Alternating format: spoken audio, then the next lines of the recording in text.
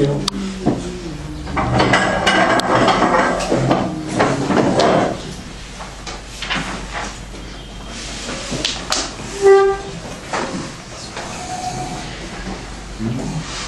Omer, Az Panim le Gehenna, Mouvash Panim le Gan Eden. On parlait du sujet de Az Panim, de l'effronterie. Quelle génération de Az Panim. Encore là, on m'a raconté des histoires de Az Panim, des enfants. Par rapport aux parents, ce qu'ils font, c'est une génération, le Maj Tzarich, Rachmei Shamayim, Mamash. On m'a raconté là un grand rave, très connu. Son fils, Bar-Minan, il était sorti du chemin, 14 ans. Combien il faut avoir de filotes, d'abord que tout se passe bien à la maison. Pour ça il faut avoir des midotes d'abord. Avant, dans les générations d'avant, naturellement les gens ils avaient des midotes, des toukanotes. Jusqu'à aujourd'hui on voit des gens de l'époque, des anciens comme on dit ça, celui-là c'est un ancien. Okay, c'est un ancien, hein. Dans ses midotes aussi c'est un ancien. Parfois, et même souvent, on voit des gens qui n'ont pas spécialement beaucoup de Torah et de Hirat Shamayim. Ah mais ils ont des midotes. Ça existe dans les qualités des gens d'avant. Aujourd'hui, c'est une salade aujourd'hui. On a grandi dans une génération. Nous, notre génération, c'est le transfert. Entre la période, entre la préhistoire et le monde moderne. Adai, aujourd'hui, tu dis à quelqu'un, il n'y a pas d'iPhone. Il dit, moi je vis pas dans la préhistoire. Aujourd'hui, ne pas avoir d'un iPhone, c'est enlever l'oxygène de la personne. Ne pas avoir un contact avec le monde, tu lui enlèves son oxygène aujourd'hui. Ne pas avoir Internet, il ne sait pas comment vivre. Il ne sait pas comment il va faire sa journée, le pauvre. Ça, c'est aujourd'hui. Avant, il y a combien? Pas il y a 100 ans. Il y a 15 ans. Il y a 15 ans, je vous parle. Il y a 15 ans, ça n'existait pas. Et moi, je me rappelle quand j'étais baro, mon père m'avait donné un petit portable, téléphone portable comme ça, et on ouvre comme ça, c'est nouveau. Avant c'était grand, maintenant c'était petit. Les gens ils disent, oh, je crois que j'étais un Batlan, même à ce point-là. Quand t'as un appareil comme ça, t'as un Batlan, ça. Ça, et mon beau-frère, ils ont dit sur moi quand ils ont vu les chiffres. Ils ont vu le téléphone qu'il a? Un téléphone. C'était quoi ce téléphone? Tiens, rien que tu le téléphones. Pas message, SMS, ça n'existait pas, SMS. Ça n'existait pas. 15 ans, je parle. Je parle pas il y a 100 ans, il y a 500 ans. Je parle il y a 15 ans à la bataille. Il y a 15 ans, je parle. Ça n'existait pas, SMS. Tu avais un téléphone où tu clapais comme ça, tu ouvres, tu fais le numéro, c'est tout. C'est quoi le ridouche? Le ridouche, c'est qu'il est petit, c'est tout. Ça, c'est le seul ridouche qu'il y a. En 15 ans, on est passé dans une sphère, dans un autre monde. Un autre monde. On ne s'appelle même plus. On s'envoie des messages, des photos, on fait des réseaux et des histoires comme ça. On enlève ça à la personne a l'impression qu'il est détaché, déconnecté du monde. Comment c'est dur pour un barreau de donner son iPhone? C'est Makara. Ça raconte, tu vas étudier la Torah. Makara, tu te déconnectes pendant 1 an, 2 ans durant la base. Makara, ça va rien se passer.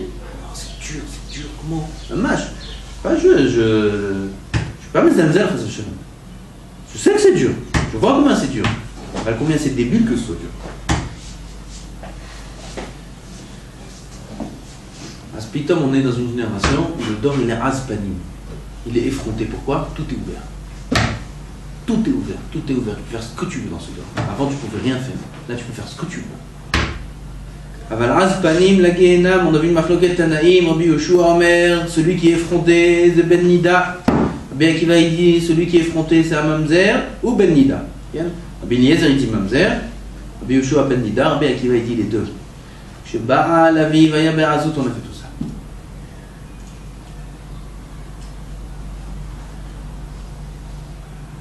אוי לו למי שפוסל את זרעו ואת משפחתו, ואליהו עתיד להעיד על הזה פנים, אם ממזרים הם ואם בני נידה הם. Eliyahu Hanavi va venir à la fin des temps, il va témoigner sur les gens qui sont effrontés. Il va dire celui-là, Mamzer. Celui-là, Ben Nida. Celui-là, ses parents ils n'étaient pas à un Sinaï. והקדוש ברוך הוא מסכים על ידו. וכל הפוסל פסול. ou celui, on a un clan dans la Gemara. La Gemara raconte dans Kiddushin, il y avait deux familles. Une famille, elle insultait l'autre. Elle disait une sur l'autre, c'est une famille de mamzerim. Aujourd'hui, il y a des gens entre eux, ils s'insultent les Israéliens. La mamzer, ils se disent. C'est une insulte. Il ne faut pas dire ça, nous. On ne dit pas ça. C'est sourd. On apprend le mot mamzer, on croit que c'est un mot propre. Dans la rue, c'est un mot qui est un gros mot, mamzer. Ils se disent comme ça entre eux. La Gemara dit dans Kiddushin, un qui dit à un autre, qui est posé à l'auto, il lui dit mamzer, ou il lui dit eved, ou il lui dit une chose comme ça, c'est sûr que lui, c'est un mamzer ou un eved quelque part dans sa race. Bah, du coup, ils ont vérifié et ils ont trouvé. L'arrière-grand-mère, elle a fait ce doute, c'était un mamzer super. Quelqu'un qui a un shoresh pur, jamais il sera posé à l'autre. Jamais il dira des gros mots, des insultes qui sont des psouls de mishpach. Jamais.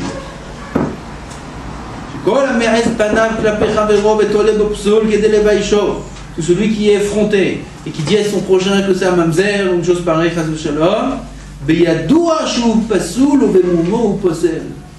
c'est clair que lui-même il est pas soul.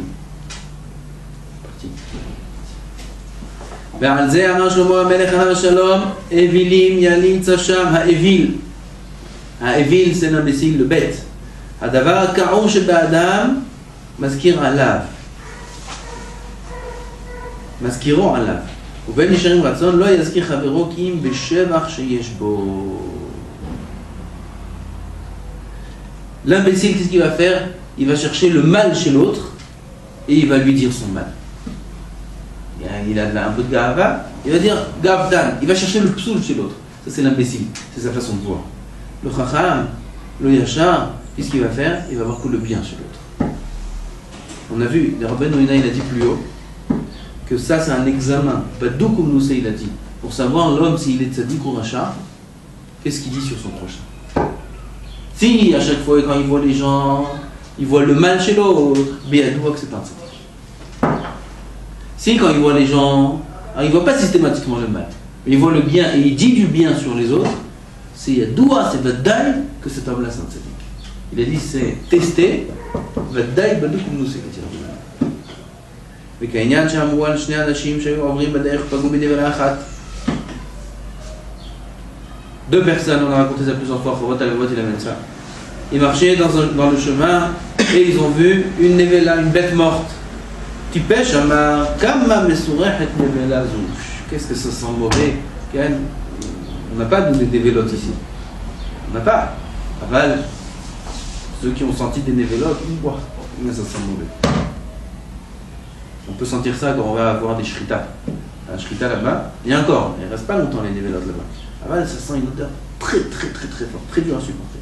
Alors il est passé, on l'appelait Tipesh celui-là. L'imbécile, qu'est-ce qu'il a dit? Ouf, quelle odeur. Imbécile, non, imbécile. Vous allez voir pour l'imbécile. Khamar, Kama Levanim Shinea. Qu'est-ce qu'elles sont belles ces dents celui-là. Cette vache, regarde ses dents comme elles sont blanches. Mais ça sent mauvais que tu me dis des dents blanches maintenant. Okay. Habitue-toi à voir le bien, même dans la chose qui est la plus mal du monde. Habitue-toi à voir le bien chez tout le monde. Combien c'est important ça dans le chinour, les enfants? Combien c'est important ça dans le shlom bayit? Comment un homme peut aimer sa femme? Comment vous croyez qu'il peut aimer sa femme? Il lui dit des mots d'amour. Love story avant le mariage. Il lui écrit des...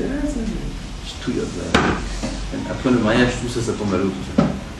Tous les jours la même tête, tous les matins la même tête, après elle est grosse, après elle est maigre, après elle est grosse, après elle est les enfants, après elle crie, elle s'énerve, elle fait son linge, elle fait pas son linge, elle fait... c'est fini tout ça. Comment il peut aimer sa famille? Comment un homme peut respecter ses parents? C'est très dur de respecter ses parents, d'aimer ses parents, très dur. Comment un homme il peut bien éduquer ses enfants, si ce n'est qu'il a ce yesod là? De voir toujours chez l'autre la nekoda positive, toujours chez l'autre le bien. Combien sauf elle fait Messirut Nefesh. Combien elle travaille dur Béhémet, combien elle travaille dur à la maison, combien c'est dur avec les enfants, combien c'est dur ça. Alors il voit le bien chez elle, alors même si après il y a du mal, le bien il va être méchapé sur le mal. Il ne peut pas faire l'inverse, il voit le mal chez elle, il voit ouf combien elle est nerveuse, et combien c'est dur, et combien elle est gourmande, et combien je sais moi chacun il a son paquet. Okay? Et ce mal-là, il va couvrir le bien. Et tu rigoles, mais c'est des histoires, il y a des histoires comme ça. Les femmes, elles mangent, elles aiment ça, elles aiment ça, elles aiment ça. Combien tu dépenses? Elle va faire une course pour Shabbat. 1000 shekels. 1000 shekels. Combien de salades, combien de trucs? C'est comme ça. Mais une fois, Rav Chetrit, moi c'est un peu vulgaire, je veux pas dire comme ça. Il a dit à Rav Chetrit au Ghana, il a dit, tu veux le sourire? C'est payant. Et tu veux la gueule, c'est gratuit. C'est pas beau de dire ça. Moi, j'aurais pas dit ça s'il l'a pas dit. Même s'il l'a dit, j'aurais pas dû le dire. Ah oui, il l'a dit, je répète ce qu'il a dit. Tu veux qu'elle fasse la tête, c'est gratuit, il n'y a pas de problème. Tu veux qu'elle soit souriante, c'est payant. Il faut payer, il faut donner de l'argent pour qu'elle s'achète des vêtements, qu'elle fasse des courses de Shabbat, et qu'elle fasse... Elle va la saute. C'est payant la bonne humeur et le sourire, et c'est comme ça, elle va la saute. Ah, c'est Emet ce qu'il a dit. C'est vulgaire, mais c'est Emet. Pour ça, pour être capable de dépenser même de l'argent qu'on n'a pas, il faut absolument voir chez l'autre le positif qu'il y a chez l'autre. Si tu vas voir le négatif, tu ne pourras pas. Ah, combien tu dépenses? Et combien t'es dépensière, et à chaque fois il ferme. Alors après, et les autres qualités qu'elle a, elle fait Messirut Nefesh, qu'elle est patiente des fois, etc.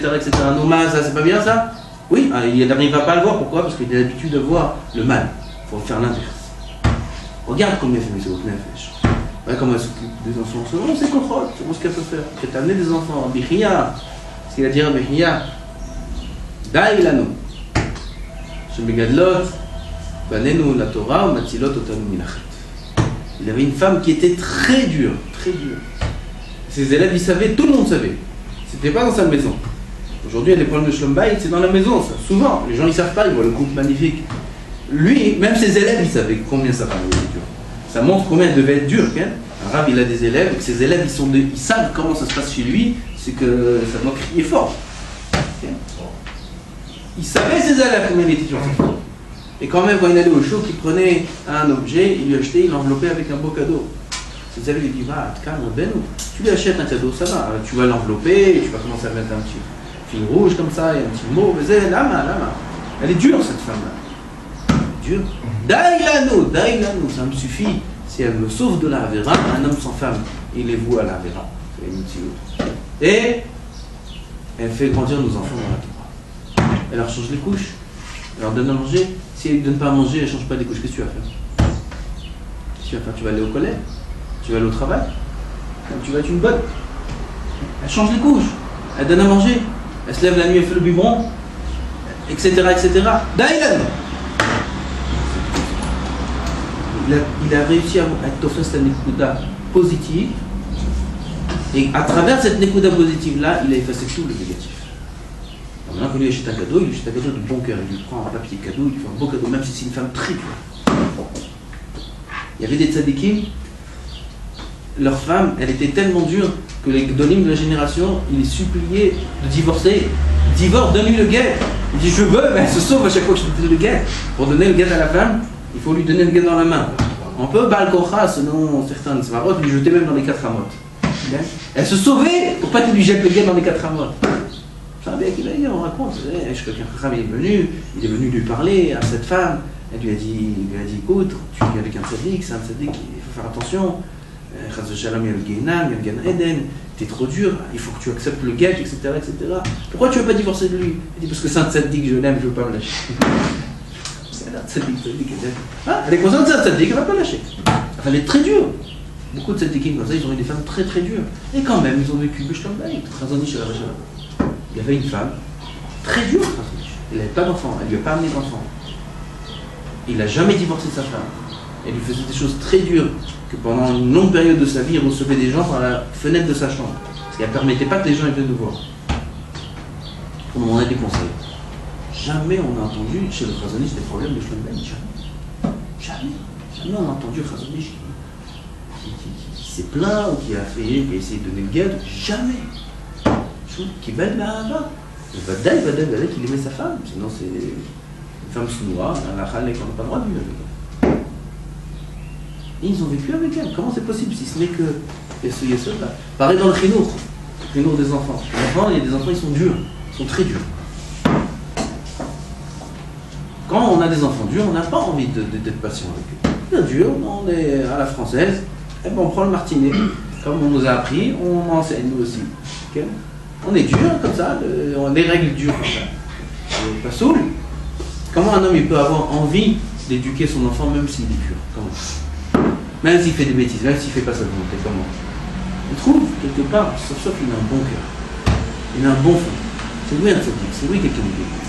Et à travers cette écoute-là qu'il peut trouver chez lui, alors il peut trouver de l'amour et de la sablanout, de la patience pour pouvoir avancer avec lui. Zé chacham. Même la Nevela, il a dit Kama levanim shenea.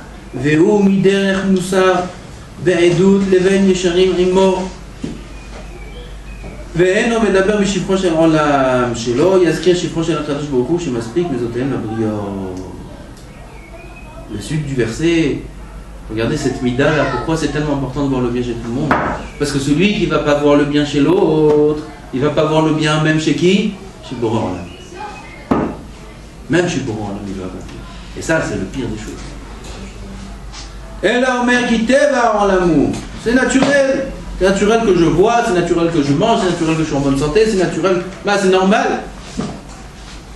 Ouais, pourquoi j'ai pas de parnassa? Le parnassa. Mishamem, quoi, Mishamem, je travaille, quoi, voilà, je fais des efforts, je fais tout, je fais la tefila, pourquoi j'ai pas de parnassa? C'est quoi cette question? Pourquoi le parnassa c'est de toi? C'est de Boré Olam? Non. S'il pose la question, c'est que c'est chez lui, c'est naturel, c'est normal. Boré Olam doit me donner. Mais tu vois pas tout ce qu'il te donne déjà? Non. כעניין שאמרו בספר ברכות, אכסנאי טוב אומר, כמה אנחנו משפיזים בשבילי. הגמרא dit dans ברכות, un bon invité, qu'est-ce qu'il dit un bon invité? Il a passé 2-3 jours chez son hôte. Il dit quoi? כמה אנחנו משפיזים בשבילי. Combien il a? Il a peiné pour moi. Regarde, il a fait à manger, il a fait la vaisselle. אכסנאי רע אומר, כל מה שטרח בשבילו טרח בשביל בניו ובנותיו. Un mauvais invité, il dit quoi? Un peu comme ça. De toute façon, il aura fait à manger. Ouais, il peut faire à manger pour sa femme et ses enfants, il n'a même pas à manger. De toute façon, il fait à manger. Alors moi aussi, il m'a mis dedans. C'est pas pour lui. Pareil, le mari, hein? Ou même le mari. Je dis, mais attends, elle fait les machines, quoi, elle fait les machines. J'ai entendu cette arnaque, hein? Elle fait les machines, quoi. Elle va pas faire les machines. De toute façon, elle fait des machines pour les enfants. Ouais, mais moi, mes chaussettes aussi dedans. Elle fait pour moi mes chaussettes. Elle fait les chaussettes pour les enfants. Et elle n'a pas la maison. Elle a la maison, c'est parce qu'elle aime la maison propre. C'est pour elle-même qu'elle fait pas pour moi. Elle fait pas à manger. Elle va pas faire à manger, la maison il va mourir de faim. Elle fait à manger pour 3, 4, 5 enfants, pour elle-même. Ce qui reste, elle me donne. C'est Arsena est rare. C'est un mauvais invité, tu vois. Ça marche pas comme ça. Même si c'est Emmet. C'est Emmet. C'est Emmet qui a fait de toute façon à manger. C'est Emmet qui a fait de toute façon les machines. C'est Emmet qui a fait de toute façon le ménage. C'est Emmet. Et même si tu n'étais pas là, elle aurait fait.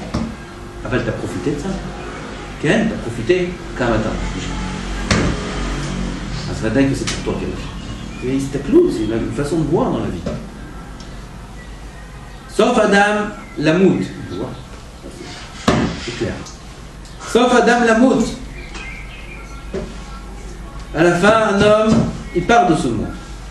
Sauf Behema Nishrita. Akol les Mitaim Romdim. Ou Maïtron les Baal à la chose. Comment il finit sa Mishnah? C'est la conclusion de la Mishnah de Hasbani. Qu'est-ce que le Lachon il gagne de parler du mal?